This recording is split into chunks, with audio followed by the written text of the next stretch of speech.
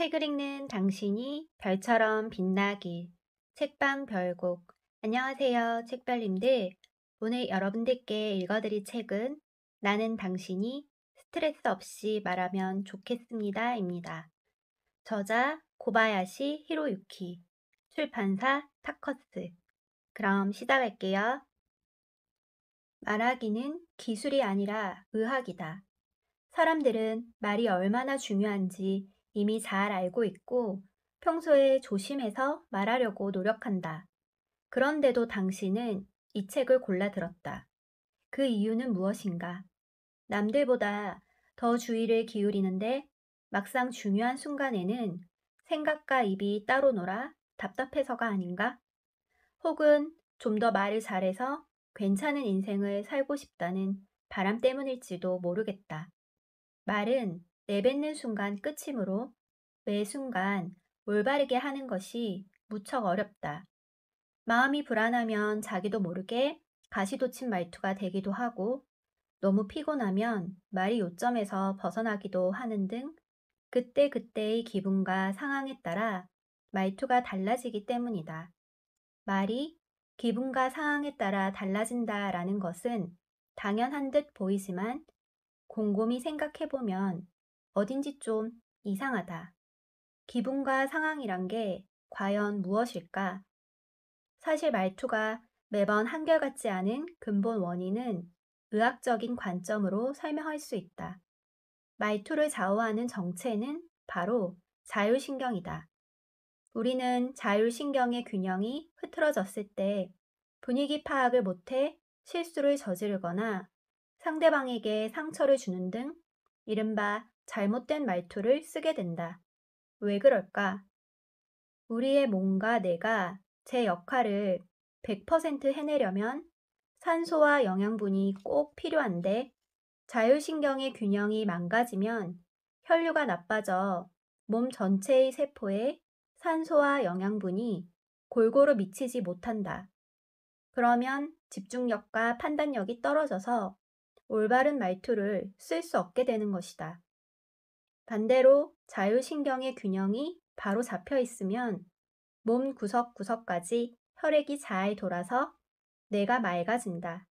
그 결과 설득력 있는 말투, 남을 배려하는 말투, 상대방을 존중하는 말투 등 상황에 알맞게 적절한 말투를 쓸 수 있다. 요컨대 말하기는 기술이 아니라 의학이라고 생각해야 한다. 스트레스 없이 말하면 인생이 달라진다. 우리는 친구와 대화를 나눌 때 굳이 말투를 의식하지는 않는다. 하지만 불편한 상대와 대화할 때, 거절이나 이별 통보 같은 나쁜 소식을 전할 때, 상대의 기분이 언짢은 순간에는 어떤 말투를 써야 할지 몹시 신경이 쓰인다. 자칫 상대에게 상처를 주거나 상황을 좋지 않게 만들 수 있기 때문이다. 특히 말투는 감정과 밀접한 관련이 있기 때문에 무심코 건넨 한마디가 상대의 기분을 상하게 만들거나 돌이킬 수 없는 결과로 이어지기도 한다. 우리는 늘 외부의 자극이나 정보에 휘둘리며 산다. 정보에 휘둘리지 않는 가장 간단한 방법은 아무것도 보지 않고 말하지 않고 듣지 않는 것이다. 눈과 입과 귀를 가린 모습으로 유명한 일본 니코의 새 원숭이 조각처럼 외부에서 들어오는 정보를 완전히 차단해버리면 번뇌를 없앨 수 있어 고민도 사라진다. 하지만 이 방법은 현실적으로 불가능하다.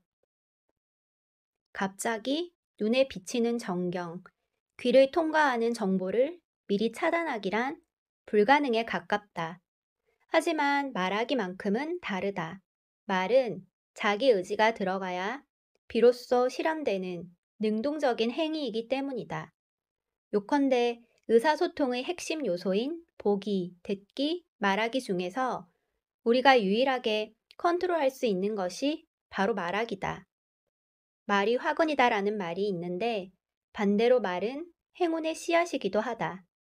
안정적이고 듣기 좋은 말투, 신뢰가 느껴지는 말투, 품위 있는 말투를 사용해서 행운을 불러오면 인생이 달라진다.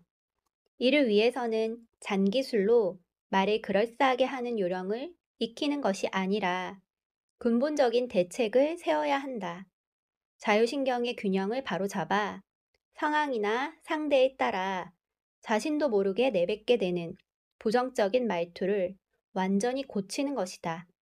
그런 상태가 되어야 스트레스 없이 말할 수 있게 된다. 의학적으로 접근해야 말투를 고칠 수 있다. 말투와 자율신경은 이어져 있으므로 자율신경의 균형에 따라 말투가 바뀌고 반대로 말투에 따라 자율신경의 균형에도 변화가 생긴다. 이 둘은 고리처럼 이어져서 서로에게 영향을 미친다. 예를 들어 상사가 급한 업무를 지시했다고 가정해보자. 알겠습니다. 이렇게 시원시원하게 대답했을 경우와 네, 이렇게 웅얼웅얼 부정적인 투로 대답했을 경우 몸속 세포는 다르게 작동한다. 전자의 말투를 사용하면 자율신경의 균형이 바로 잡히면서 뇌를 비롯한 온몸의 세포에 산소와 영양분이 두루 미치기 때문에 머리가 맑아져 업무 효율이 높아진다. 게다가 에너지가 충만해져서 쉽게 지치지 않고 활기 넘치며 건강한 컨디션을 유지할 수 있다. 반면 후자의 말투를 사용하면 산소와 영양분이 부족해지면서 두뇌와 신체 능력이 떨어진다. 그러니 당연히 업무 효율도 낮아져 상사에게 좋은 평가를 얻기 어렵다. 또한 세포가 활성화되지 않아 건강에도 적신호가 켜질 수 있다.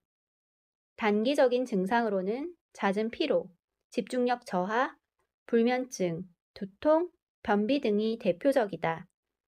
우리는 대개 누군가와 소통해야 할 때 말투를 의식하고 신경 쓴다.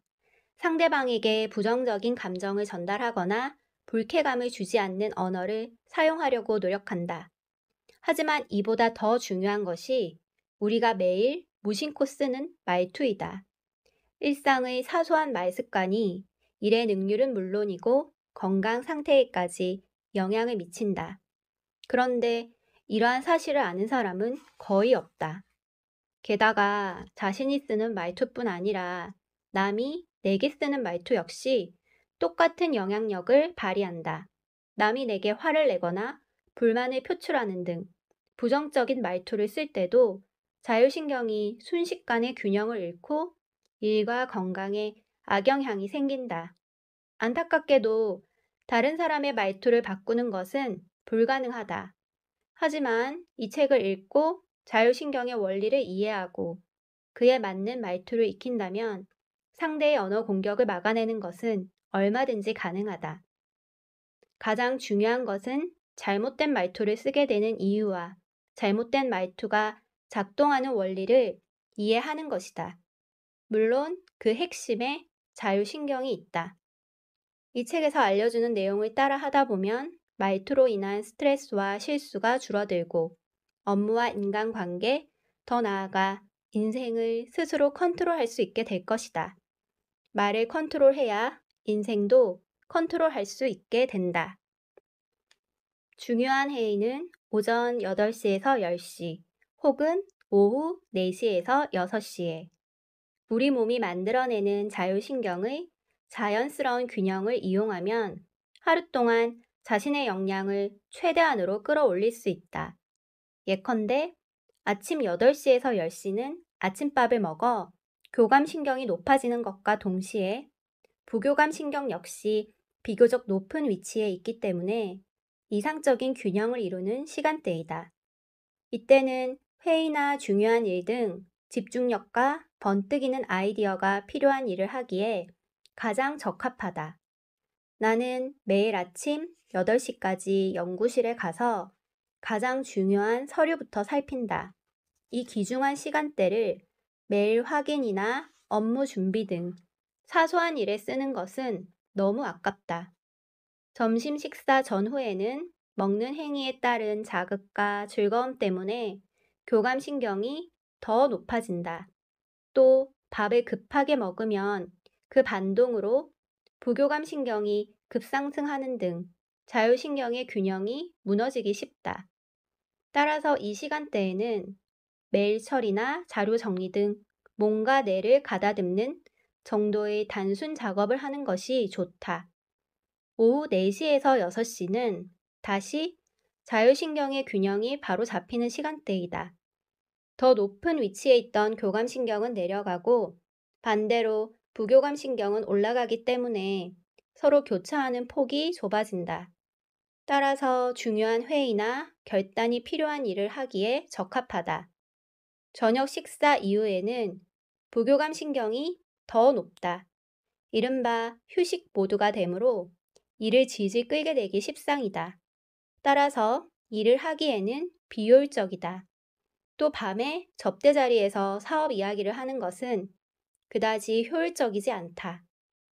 술이 들어가면 부교감 신경이 더 높아져서 일 이야기에 집중하기 어려워진다. 사업상의 대화에서는 특히 말투에 좌우되는 신경전이 펼쳐지기 쉽다. 이때 자칫 방심해서 부적절한 말투를 쓰면 큰 실수를 하거나 손해를 볼 수 있다. 따라서 일 관련 이야기는 자율신경의 균형이 바로잡힌 시간대에 해야 자신에게 유리하게 진행할 수 있다.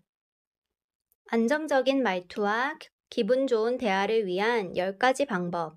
1. 천천히 말하기. 먼저 가장 중요한 포인트는 천천히 말하기이다.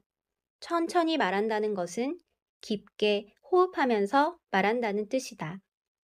호흡이 깊어지면 질 좋은 혈액이 몸속 구석구석까지 전달된다.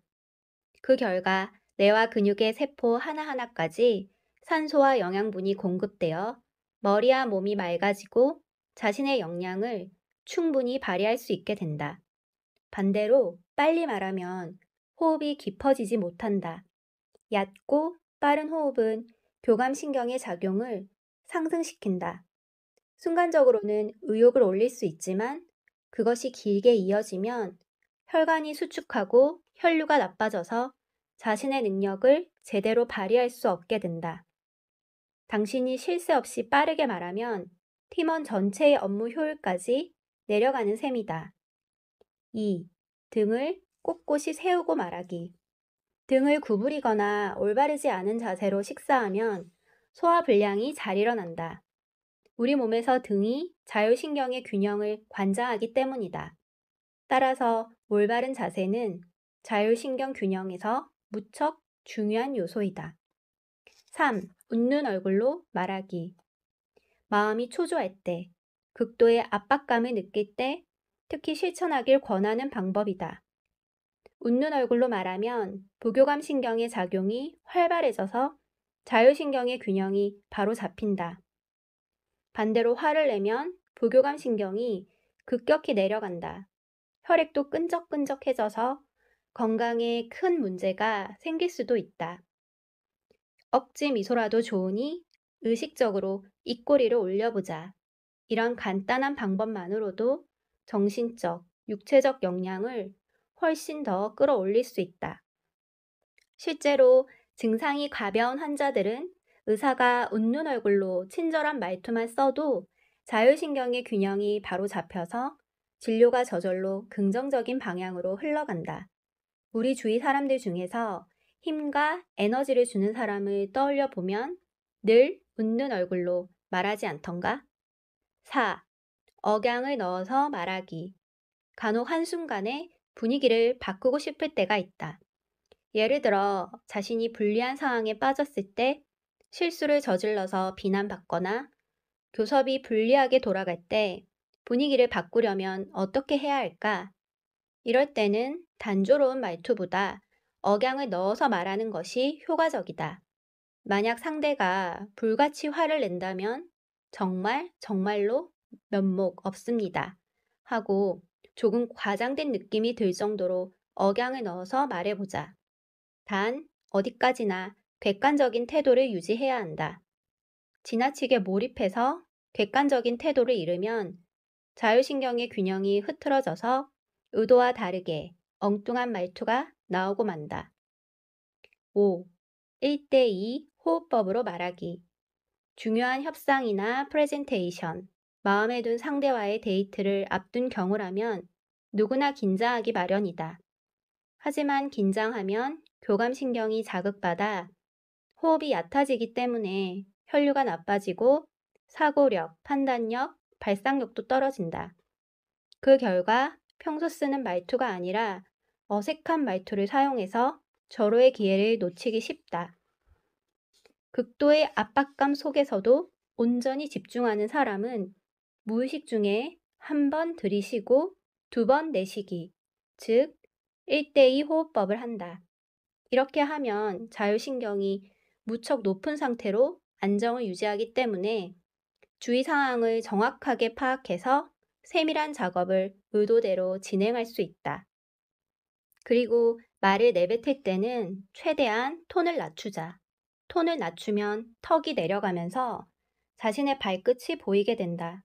사람은 자신의 발이 보이지 않으면 말투도 마치 땅에서 발이 붕 뜬 것처럼 가벼워지기 쉽고, 반대로 자신의 발끝이 보이면 언행도 차분해진다.